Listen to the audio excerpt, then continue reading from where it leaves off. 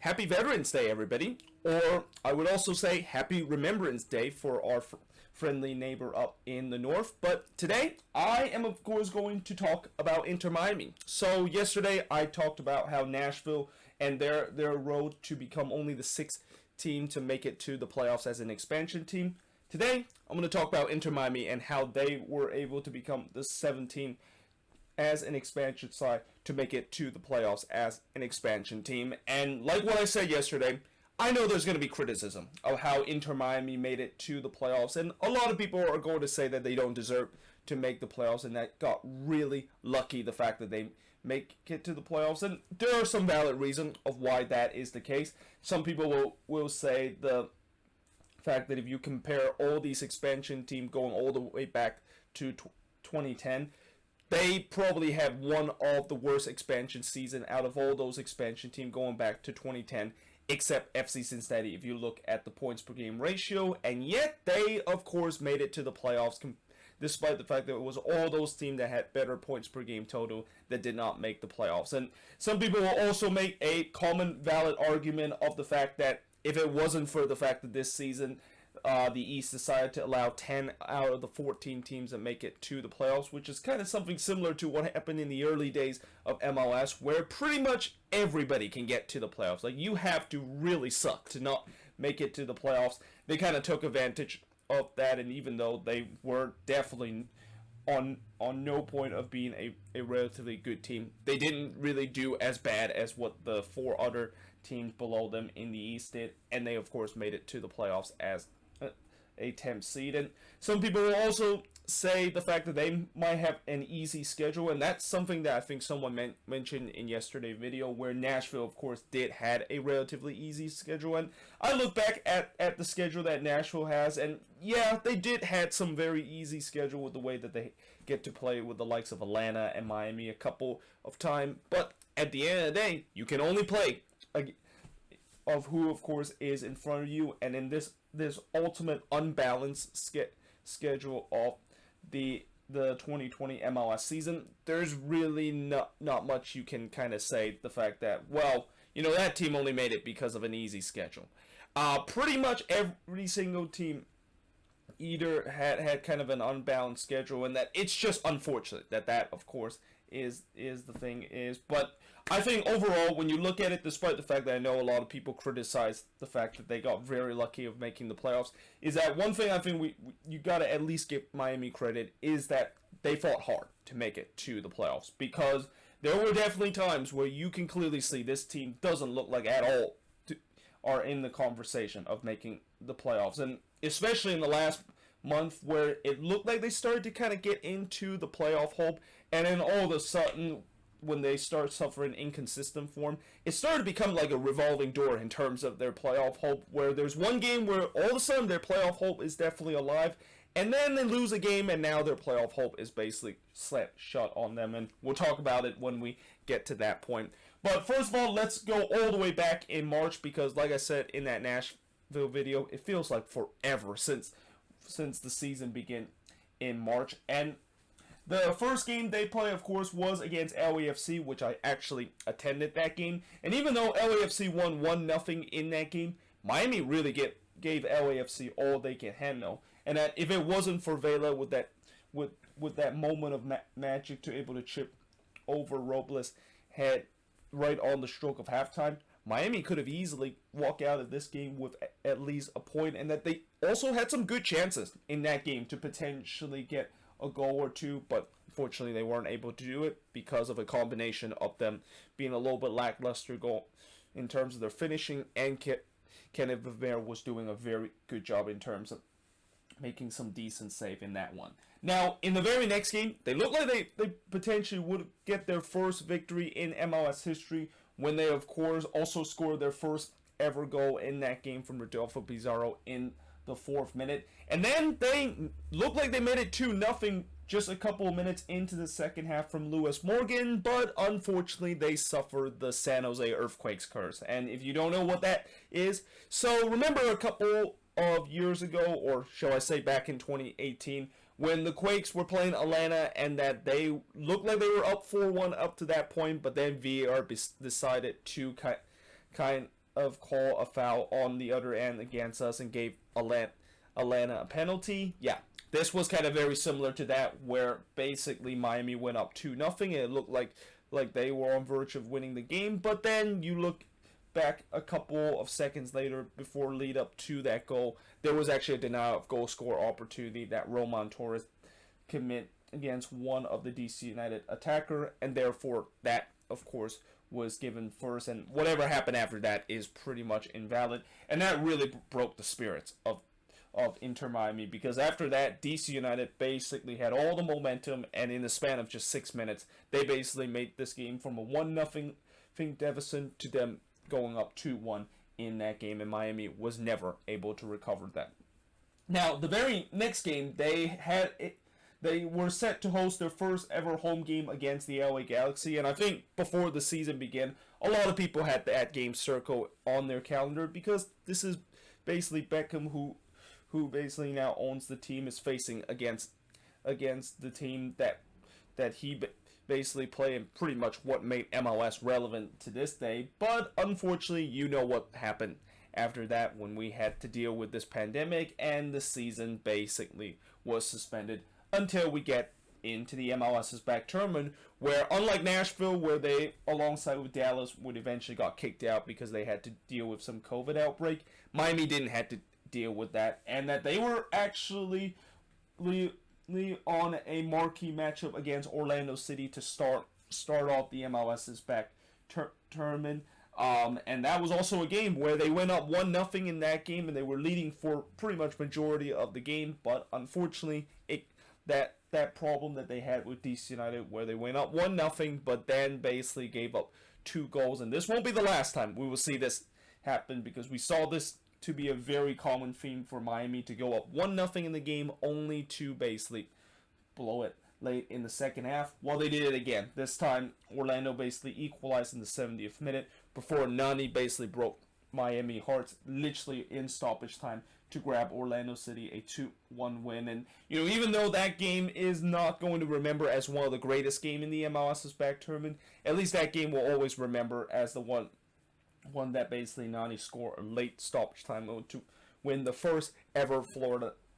derby between both of these teams. Now, the very next game, of course, they lost 2-1 to the Events Show Supporter Shield winner Philadelphia Union, but that was also a game where they were drawing 1-1 with the Union for a very long time, until they gave up a second half goal to basically lose 2-1 in that game. And then the very next one against NYCFC, where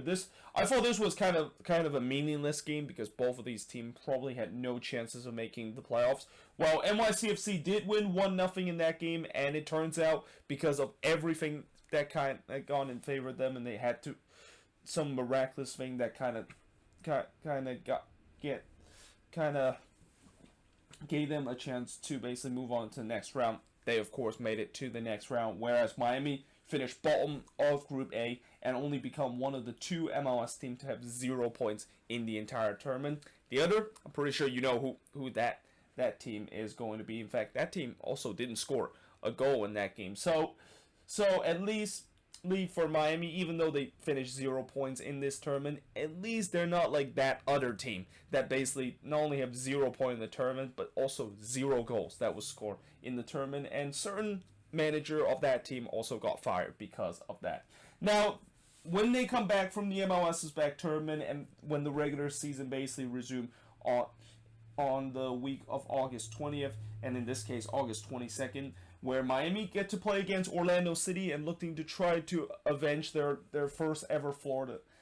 derby loss that they suffered in the MLS's back tournament, and they did. They won 3-2 in that game, which was the first win in their MLS history, and finally broke the streak of losing 5 in a row to start your expansion year, which no team has ever done that before. And you talk about some history. I know Miami had made some wrong, and or Miami has been on the wrong part of history throughout their expansion season, but there's been time where they're also on the right end of history, as I will of course talk about that in a bit. Well, actually, I'll kind of talk about right now of the fact that I think this is the first ever team to make it to the playoffs, despite the fact that they lost 5 games to start the season. Now, after that 3-2 win for Miami, you thinking that with that monkey off the back, can they, of course, start to go on a good run? Well, the answer is no, because the very next week where they play against their fellow expansion buddy Nashville, they lost 1-0 in that game. Before the very next week, they drew 0-0 to Atlanta United, but they did get their first point on the road in that game, so that was kind of a historical moment for them. But then the very next one, they drew 0-0 in that very frustrating game against Nashville again, which I kind of mentioned what happened in that one. And if you want to know what actually happened in that game, just watch yesterday's video. I kind of explained that already. But then on September 9th, they were able to win 2-1 against Atlanta United before the very next couple of days of, just as you thought that there was some momentum that's going to come from Inter Miami, they lose 2-1 to Orlando City, and Orlando City was looking for some revenge after the 3-2 loss that they suffer. And I also remember this was the game where they actually had a late penalty that was basically called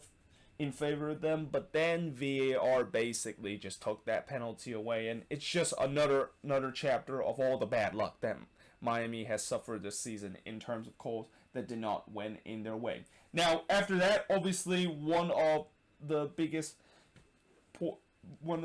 talking point for the expansion year for Inter Miami is that they, of course, signed Gonzalo Higuain right between this game and the Atlanta game. And I also forgot to mention, right during when they were about to play their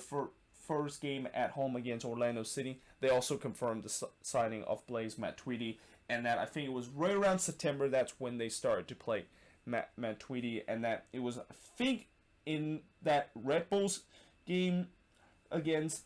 at home, or the one that is against Philly. I think it was the Philly game. Yeah, the Philly game, that was the one that, of course, he made the debut, and we, of course, will talk about how he did in that debut against the Union. But yeah, Higuain basically was signed with Miami, but he wasn't able to play in the next one against Atlanta United. But it doesn't matter, because Miami would get their first ever road win in their franchise history by winning 2-1 against Atlanta. Like, Miami really loved to play against Atlanta United, and I don't want to give any Inter Miami fans a lot of false hope or anything, but that Atlanta team is not going to be the same easy kind of opponent as you are going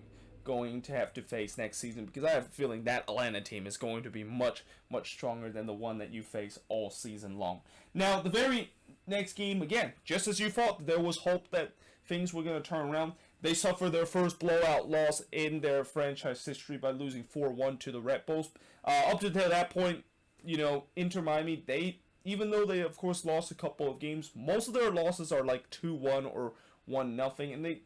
and the biggest issue for them up to that point wasn't really because they had a bad defense, but they just weren't able to score enough goals and unable to, at the crucial moment, able to either snatch a draw out of the game or even get all 3 points in this one. Well, this one they got absolutely destroyed by the Red Bulls, and to this day, this is still the worst loss that they suffer in their franchise history. Before the very next week, as I mentioned, this is when Gonzalo Higuain basically made his debut against the Union, and yeah, it did not go well whatsoever. I mean, he basically missed a penalty. This was also the moment where he kind of got very salty and kind of was trying to brawl against a couple of Union player that was talking trash to him. But like I said before, this is just kind of a welcome to MLS kind of treatment that Gonzalo Higuain just received. Because if you thought that you could just come to this league and,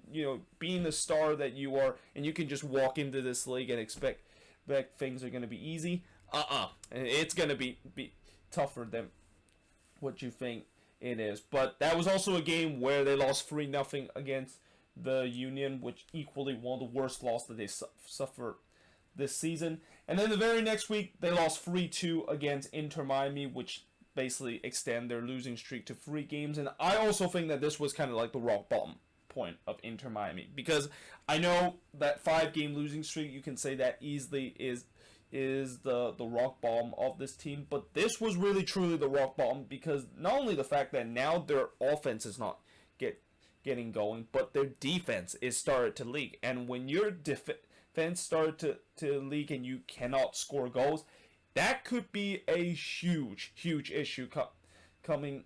into the latter part of the season. And I thought at that point, they looked like they were dead and buried in terms of pretty much they have almost no chance in terms of making the playoffs. And coming into the game against the Red Bulls, who is the same team that they suffered their worst loss in their expansion year, I thought they were going to get absolutely slaughtered again. And it looked like early on that was the case with the Red Bulls all over Miami and getting the 1-0 lead in the second half. But Miami basically turned it around very quickly, and this was also a game where Higuain scored his first ever goal in MLS. And even though that is still his only goal that he has scored in MLS, what a goal that was. The way that he basically scored an absolute goal also in the free kick. I'm not quite sure if that goal actually won the goal of the week, but I'm pretty sure it did because of the way how impressive that goal was, and especially at a moment to give Inter Miami a 2-1 lead and getting only their second row win in their franchise history. Before, in the very next week, they were able to win 1-0 against Houston, and again, this is when Miami started to believe that they might be getting back into the playoff race. And in that Atlanta game, they had a big opportunity to win that one, and despite the fact that they outshot Atlanta 21-3 in that game, they still drew 1-1 in that game. But still, this was a 3-game unbeaten streak that Miami has, and looked like things were looking up for them, right? And then they play against Montreal and lost them 2-1 on the road. Before the very next week, they rebounded and once again beat Orlando City at home, this time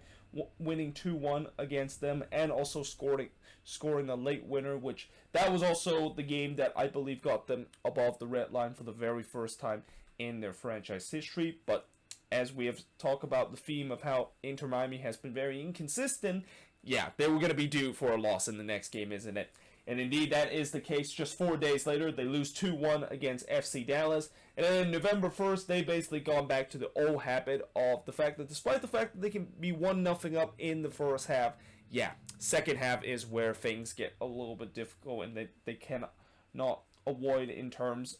of giving up 2 goals and create that narrative of Inter Miami always.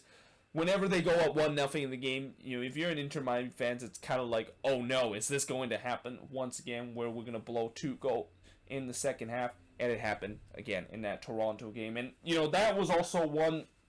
that, they were in the mix of this playoff race. And that one, I thought it could have easily damaged the spirit of these Inter Miami players, knowing the fact that, they are still on the outside looking in onto decision day. And even though coming into decision day, they definitely have